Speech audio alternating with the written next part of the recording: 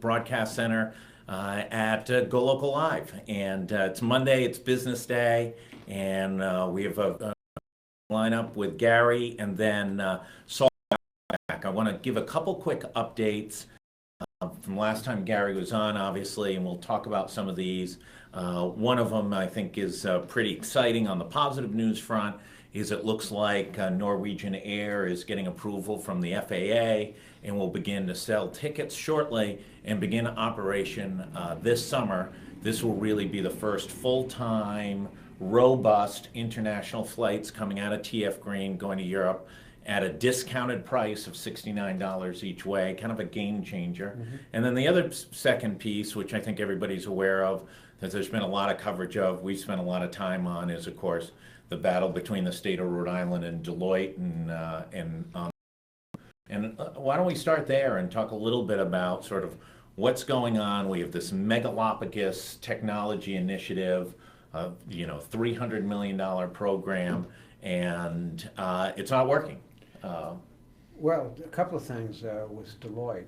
The state has a number of relationships with Deloitte. They're the consultants on the youth project, which is right now a $364 million project. They supported the governor in developing her economic development strategy. The governor went out and spoke at one of their conferences at the same time the state was suing them. And so that seems to be a very ethically challenged situation. But I think the broader issue here is not just Deloitte, but the governor has some very strong relations with the corporate network, corporate leaders. Enron was here funding some of the initial work when she put together the 501c4 to work on pension reform. And General Eisenhower told a story when he was leading office in a military-industrial complex. Well, there are clearly advantages to the governor of the state having relationships with corporate leaders. That's certainly the case. But it's also the case that those relationships have to be transparent because they can and do have a tremendous impact on public policy.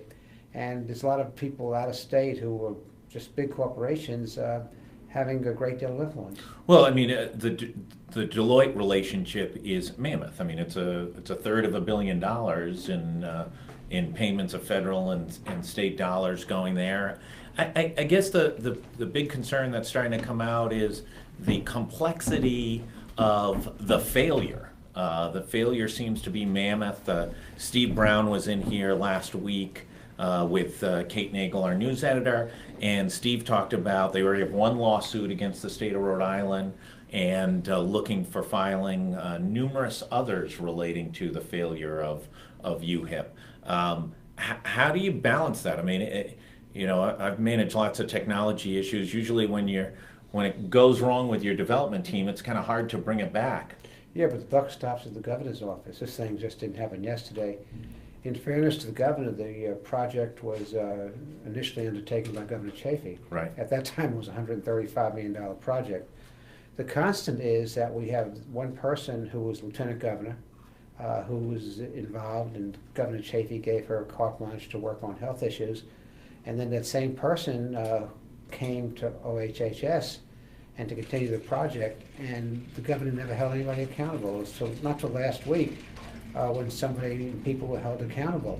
The fact that they ignored federal warnings, the fact that they were dealing with some of the most vulnerable people in the state. This wasn't a question of you and I getting a check late. It was a question of people not getting their medicine, not getting their food, daycare payments, things of that nature. And certainly you would expect more out of the government. The good point is that the governor finally had somebody go down there and come up with a public disclosure of what the problem is, how deep the problems are, and hopefully that'll give us a baseline to go forward. So Bob Whitcomb makes the point, he had a piece over the weekend, he makes the point of, we have this tendency to outsource these projects always to national consultants, and maybe sometimes might be better to actually build the technology via building a workforce to be able to manage it. Well, with a project like that, most times you're going to need an outside consultant because the project is so so mammoth that it would take time away from other work and other responsibilities.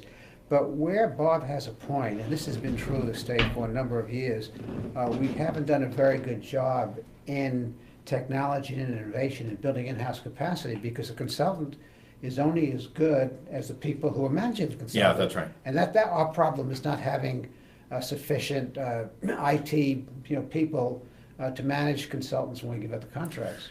The governor made a point of critiquing the former chief technology officer of the state. He'd only been in the position for a couple of years. I don't know that there had ever been a chief technology officer before Tom Gerton had come into the state. I don't know that there's any depth in that office. It's a very small office. I think it's 5 or 6 people.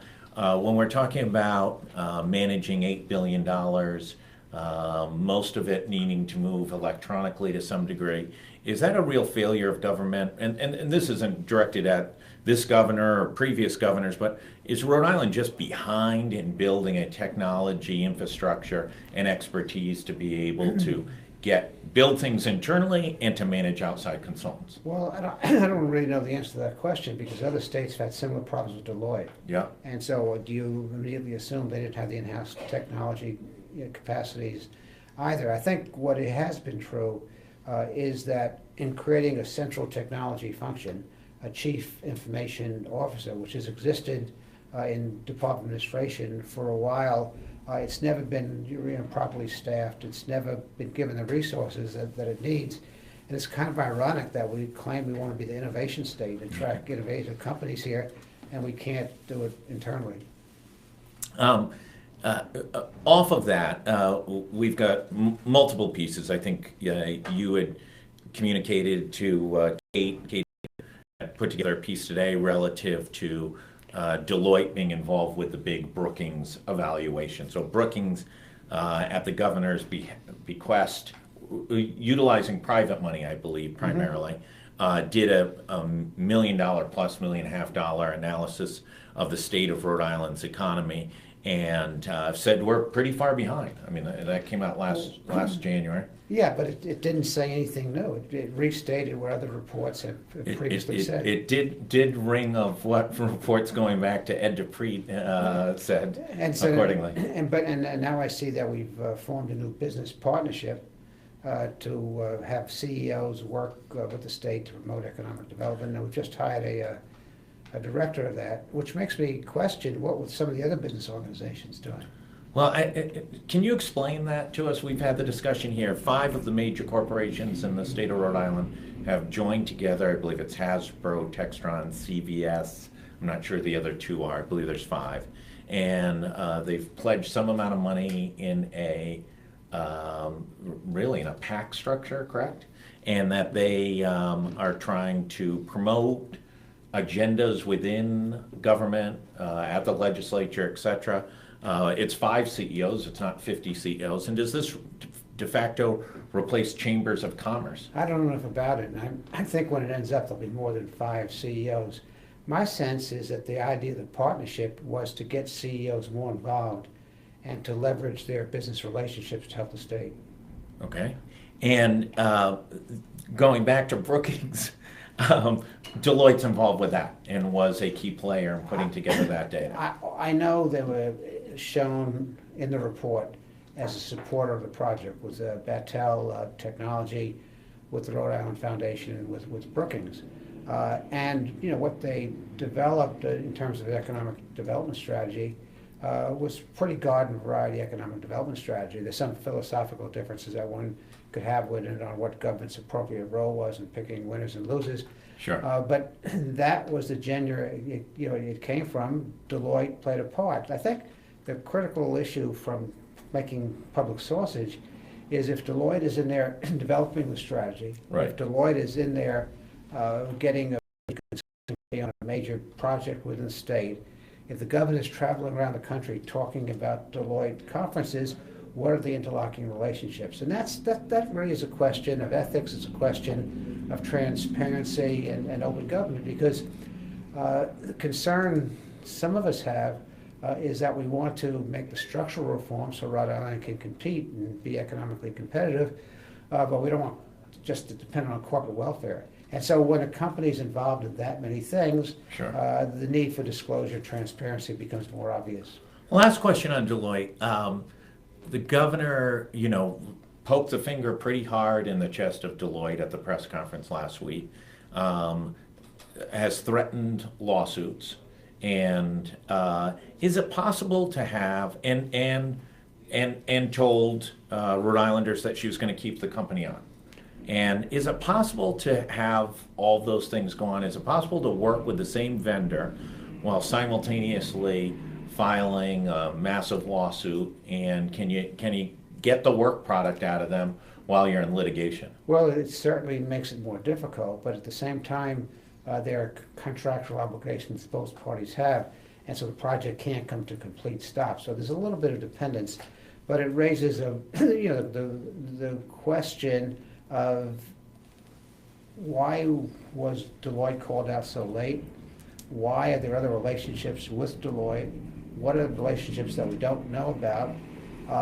And so it just doesn't look right. But you can't turn the Titanic around in one swirl. You've got a piece, you just wrote it for the Ripon Society, which, I worked for John Chafee back in the day in the golden age of the Ripon Society, when you actually had multiple members of the United States Senate and the House who were moderate Republicans. It's sort of the think tank organization for moderate Republicans. It actually started as in the 1960s when Goldwater got the Republican nomination in '64, and it's very proactive. Again, I wouldn't say it speaks for moderate Republicans now. I think it speaks for mainstream Republicans, center-right Republicans. And you wrote a piece, just came out, about that there's this opportunity to kind of turn all the state houses, especially the governorship, red in New England, which is a foreign concept to modern history of politics in the region. Well, we're 2/3 of the way there. Right. 4 of the 6 New England governors are Republicans, and that contrasts to having 1 of 33 federal representatives, only controlling 3 or 4 of the state legislative chambers. And there is a possibility that we can have a Republican renaissance starting with the governors. And part of the reason is if the governors focus on priorities, economic development, identify a few things to do, work not as ideologues but as problem fixers, then there's a tremendous opportunity, because the Democrat Party is moving more and more to the left. And I think most of the people in New England are looking out for basic bread and butter issues.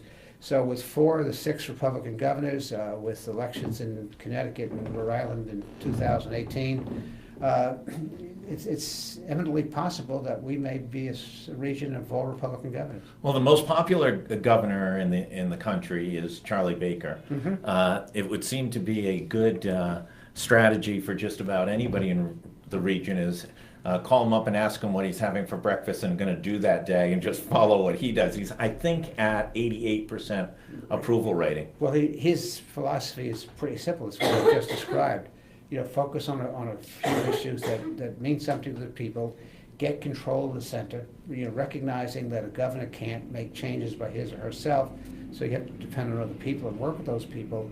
And Charlie's mantra is really this: is be soft on people and hard on issues. Yeah. And the one X factor, of course, is Maine, where there's a Republican governor who might be sort of the New England version of Donald Trump. I would say.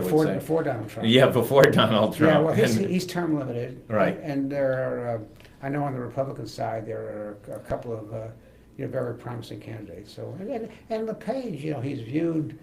He's a controversial figure, but if you look at the numbers in Maine, right, he's not off the charts by any means. No.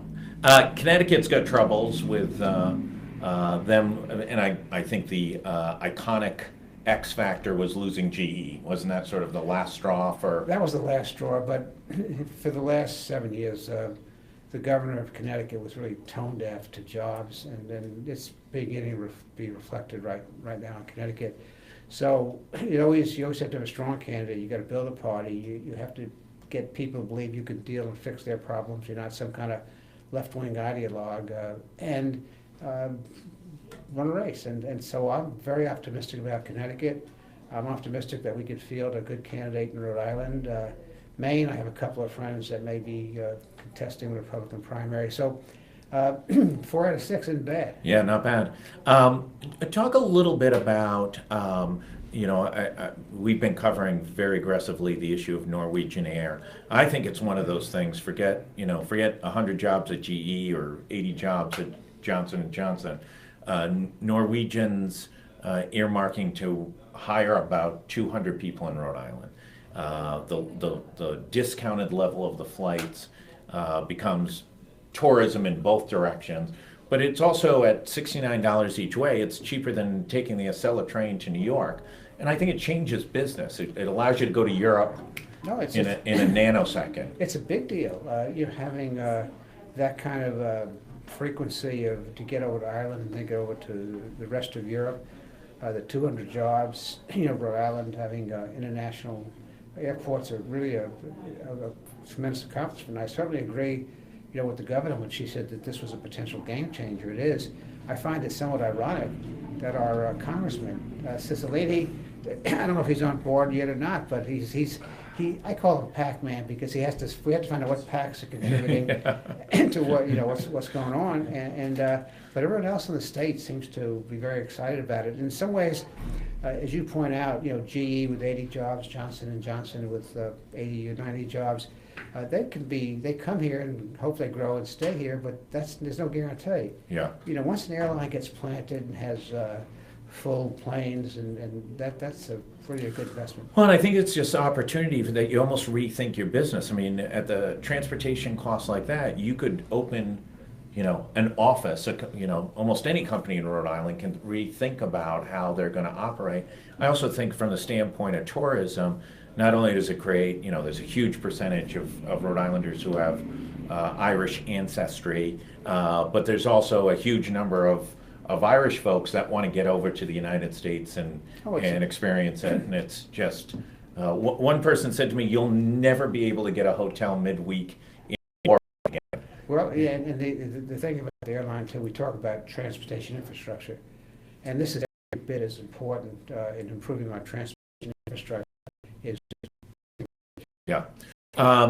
Lincoln Chafee was in last week on Thursday, and he really aggressively chided the state over the past couple of years since he left office for what he called a candy store mentality of economic strategy.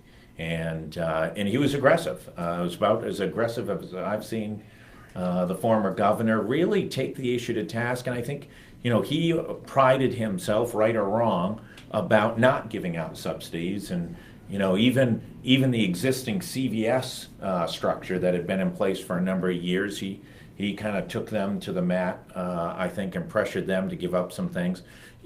Talk a little bit about Governor Chafee's remarks and how you saw them. Well, I was delighted with his remarks because he's pointing out an important issue. I don't agree with him 100% because other states have subsidies and incentives to attract business, so you can't totally disarm yourself. But we seem to have gone overboard in using tax incentives and special tax deals, and I'm not sure that they're attracting the kinds of return on investment in economic development. For every Wexford, there are 11 apartment buildings, there are 4 hotels. Government has never done a good job picking winners and losers. I just have to go up the road and ask Kurt Schilling about that. And so the Governor Chafee was, getting on to an important point. There are always nuances and qualifications. Certainly the use of the credit or the incentive to help get a GE here and help get a J&J here, that's something you'd want to consider. The other thing is I'm really concerned about the transparency and the accountability that comes from Commerce Rhode Island. We wouldn't argue about Wexford and that kind of investment, but it seems to be a somewhat one-sided deal the way those incentives go. There's a built-in anchor tenant, for the building. And so I think we need to do a better job with the incentive. I think we should use them less. I think we should have available when they're absolutely necessary. And I think we need people negotiating that can get a better deal for the state. Well, we'd asked Wexford the night that they get approval at the 195 Commission what the rents were that CIC and Brown University were going to pay them, and the head of Wexford, who was at the meeting, said to our reporter, "I don't have to tell you that." And this was after him getting awarded about $32 million in state subsidies. Some argue that it's closer to $40 million. Oh, and then, well, when you put in, the tax stabilization Right. agreements with the city, it's a very lucrative deal. It's a very one-sided deal. I guess you could defend it by saying we needed a loss leader so we could do further development. But you're making exactly my point. When those deals are made, if Commerce Rhode Island was operating in an accountable and transparent fashion, there'd be a briefing sheet, and you would know that. Now, certainly there's information that is confidential to particular companies, and then you need to be careful in how you treat that. But these are public dollars. We're spending hundreds of millions of dollars in giving corporations favorable tax treatment. And as I mentioned before, I'm not sure that they're much more than real estate development. Well, I think it's a reasonable thing if we said, if reporters said, we want proprietary information about their company or maybe even their individual salaries, but this is a deal specific to Rhode Island. And I think it's a fair thing to ask if the project's viable. And from the flip side, is de facto Rhode Island taxpayers subsidizing the rents that Brown University is paying in that property? And that's the point about the way we're doing business. Those kinds of things, should be disclosed. There's enough suspicion about, government cronyism, government giving out money. Not in Rhode Island. No, it Never in Rhode Island. happened to their friends. And if you want to use this approach to economic development, then you need to be cleaner than Caesar's wife. You need to, disclose everything. I don't think we know today. Maybe you do, Josh. I don't. What the total amount of credits Wexford is getting. Yeah. And what the total. No, we don't. So, we're close to signing off on a deal, and that's not really a good way to do business. We were going to jump in. We ran out of time last time you were on last week about really delving into the city of Providence. Always never shortage of issues to talk about the financial condition. Start at the macro view. Where's the city of Providence? The city of Providence is like most other Northeast cities. It has tremendous debt, primarily for retiree, benefits. It has tax structure that's not competitive, particularly for commercial taxation. Fourth highest, I think, in the country, Right. something like that. Fourth, fifth, sixth. Yeah, it has. It doesn't have the ability to really invest in things to make the city, more competitive. It's facing a structural deficit, cumulative, over the next 8 or 9 years of about 177, 178 million dollars. So it has structural problems, and those we've known about those for a long time. As far as the budget itself, just the operating budget, things are improving a little bit. For example, the cumulative deficit a year ago was 13 million. It's down to 10 million. It's down to about 3 or 4 million. Depending upon how good their numbers are on their fire contracts and the settlement of the past dispute with the firemen, it could be wiped out next year, or it could go up somewhat. So in an operating sense, they're scraping by. In a structural sense, there's still big problems. So, we're looking at a window and the streets hasn't been paved. We've been on the street for 6 or 7 years. This is the heart of the financial district of the city of Providence. I can't imagine there are too many cities in which the heart of the financial district's major roads haven't been paved in years, and it's littered with potholes.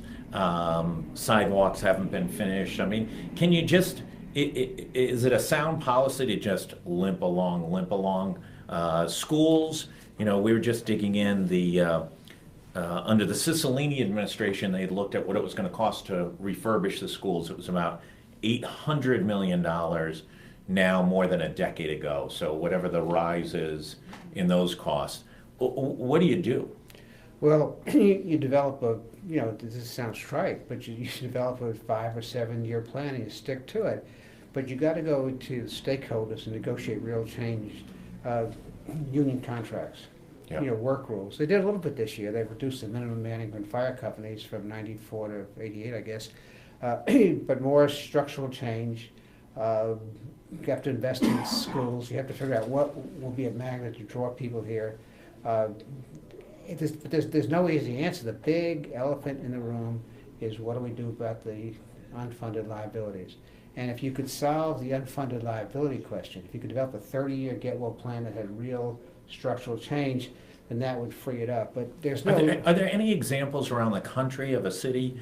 I mean, there are not many cities that have the percentage, the amount as a percentage of operating budget in which you functionally have $2 billion of unfunded liability that have ever been able to reverse course and get a beat on it. I mean, I know Chicago's in an absolute mess, but they also have a wildly vibrant economy in that city. It's, cities in the Southwest and the Midwest are in better shape because the economy's in better shape. Yeah. And the economy's in better shape because they have policies that make those cities more attractive. Right. They also didn't have the pension and healthcare liabilities that mayors over the years handed out. No, some did, but that's done. That you can't change that. You have to solve it. Are we cleaned up on new hirees? Is there? I don't know the answer to that. Yeah. So the debate goes on. Is it a planned bankruptcy? Is it? It's not. I will tell you right now, it's not bankruptcy. Yeah. Because think about this: you have a business. Yeah. And your operating deficit. The city's budget is $717 million.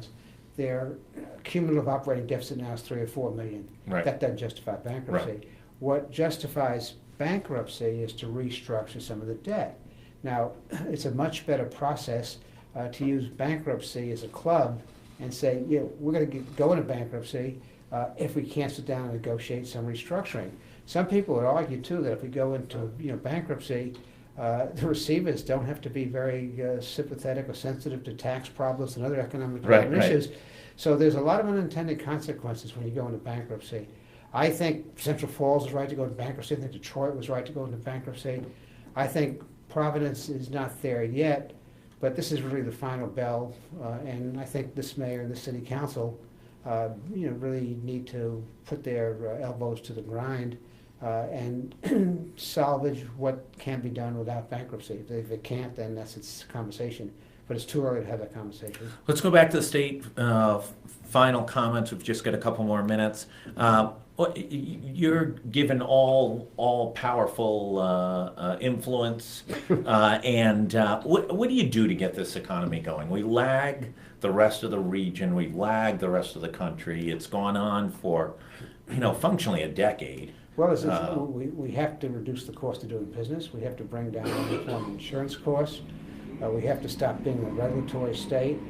We have to reduce, make our tax structure more competitive.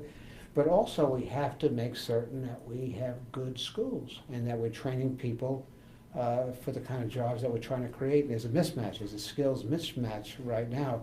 So there's no magic bullet, there's no secret. That's basically what it is.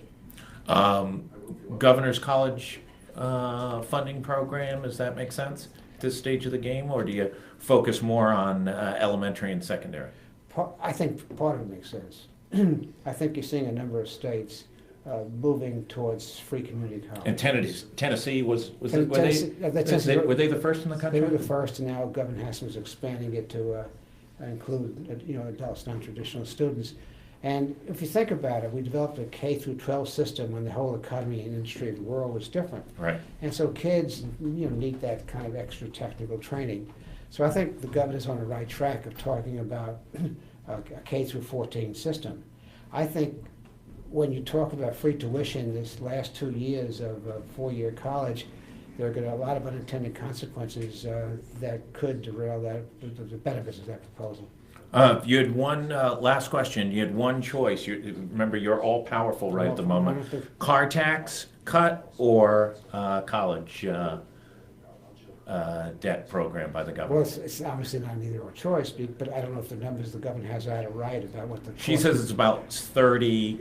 Speaker says his is about 70. Well, the speaker needs about $220 million to eliminate the car taxes, which what he promised to do. Yeah. Governor's talking about a 30% reduction, which doesn't really hit all Rhode Islanders equally when you do that 30% reduction. I think the bigger question you should ask is not the car tax versus free tuition, but the car tax versus the sales tax versus the income tax. You know, where we get the most bang for buck? If we have $100 million to spend on reducing tax burdens, what will be best for working Rhode Islanders? What will create the most jobs? Is it the car tax? Is it cutting the sales tax? And that conversation, I don't have an answer to that, but that conversation is not being held. Next week, when you come back on, you need to have an answer to that question and your strong recommendation. We always appreciate it. The money man, Gary Sasse, who always has great insights. Thank